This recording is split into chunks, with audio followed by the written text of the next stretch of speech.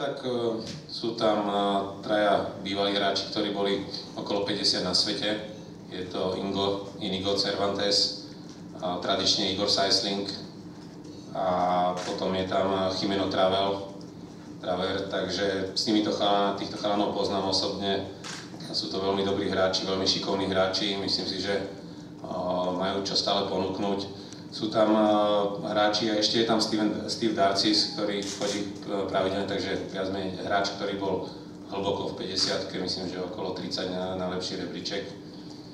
No a zase sú tam aj ďalší hráči ako Pavlásek Adam, ktorý momentálne tohto roku zažíva skvelú sezónu. Šátral, ktorý vyhral prednedávnom Challenger, a budeme tam mať aj Nora Gomboša, o ktorom asi poviem trošičku neskôr, takže naozaj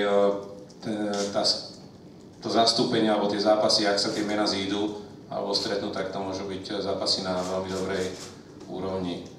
No a v neposlednom rade pravda, že sú tam, tým, že sme to posunuli trošičku skôr na ten august, sú tam hráči, ktorí sa špecializujú na Antuku a tie Antukové zápasy sú predsa len, keď hrajú dva špecialisti Antukovi, dlhé výmeny, pekné výmeny od základnej čiary a dnes ten tenis je veľmi rýchly už aj na challengerovej úrovni.